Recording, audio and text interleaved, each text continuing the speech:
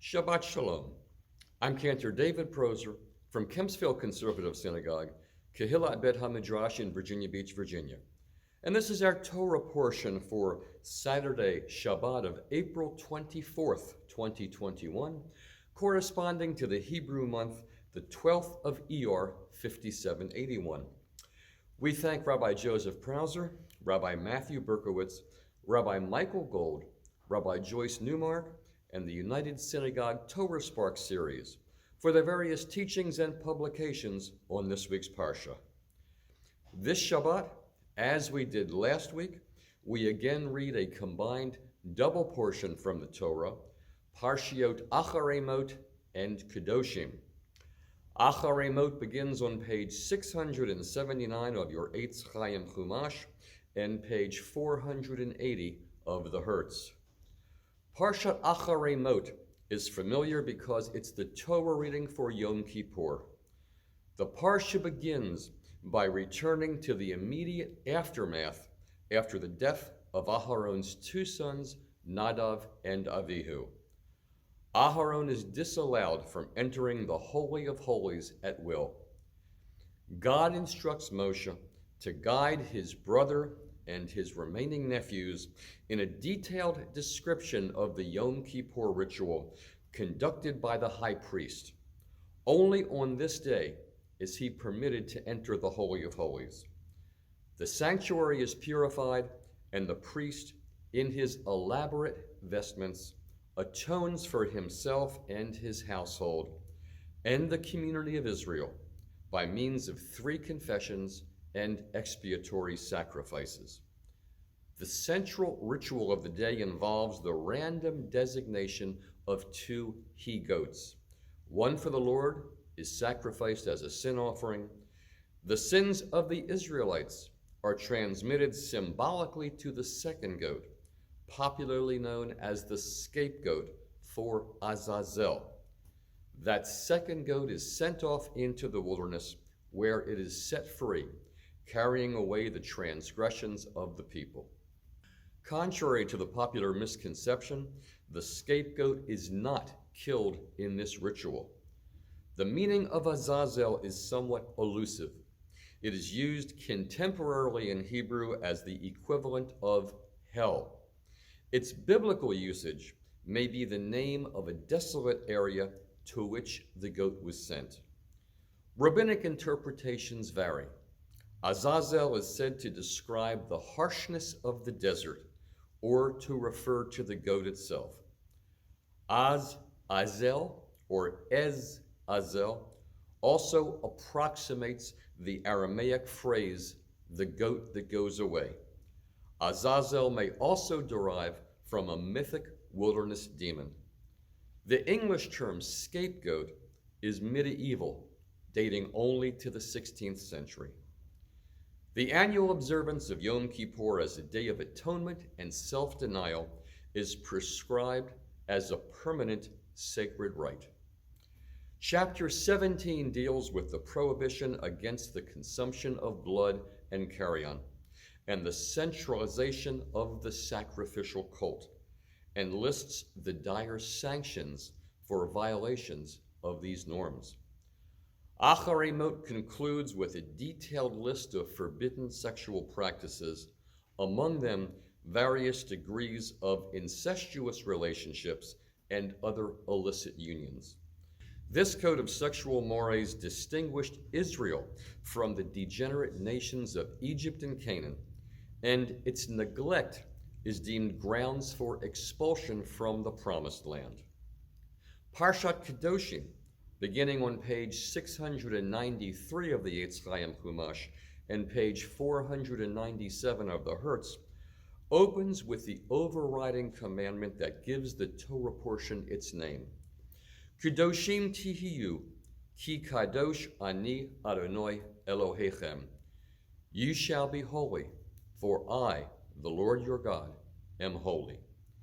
This is why we left Egypt, so that we could become a holy nation. And here we get the fine print of exactly how to do so. Kedoshim has been described as a brief Torah and a reworking of the Decalogue, because many of the Torah's basic teachings are to be found in these 2 chapters. The many mitzvot found here call for striving for holiness in all areas of life, civil and ethical. It provides the way to achieve the goals of national and individual holiness. Among the wide-ranging commandments in this parsha are reverence for parents, the prohibition against idolatry and false oaths, laws about the offering of well-being, the requirement to leave gleanings and designated areas of fields for the hungry and the poor, the prohibition of various forms of deception and fraud, including withholding a worker's wages, the prohibition of exploiting the vulnerable, including laws against cursing the deaf and placing stumbling blocks before the blind. Various aspects of justice are further explored, including the requirements to favor neither the rich nor the poor in court proceedings, and the obligation to reproach a wrongdoer.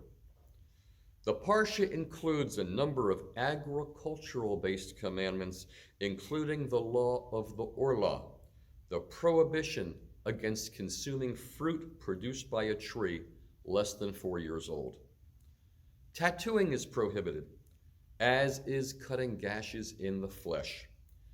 This prohibition is understood by the rabbis to also extend to the creation of mutually exclusive and hostile sects or subdivision within the Jewish community, which would be tantamount to unsightly and unhealthy wounds to the Jewish sense of a united community. Further commandments include the prohibition against necromancy and the requirement to show deference to the elderly.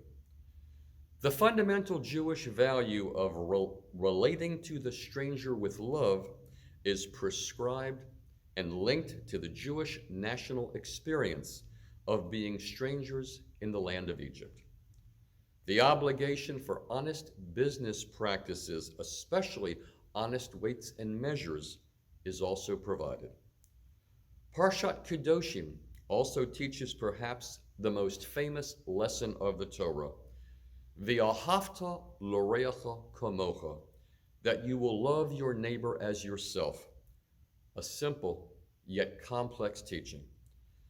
The Torah portion concludes with the prohibition against sacrificing one's children to Molech, an ancient pagan practice, as well as the prohibition against witchcraft and divination. The people Israel are to separate themselves from the pagan practices of the people of the land as they learn to separate the pure from the impure.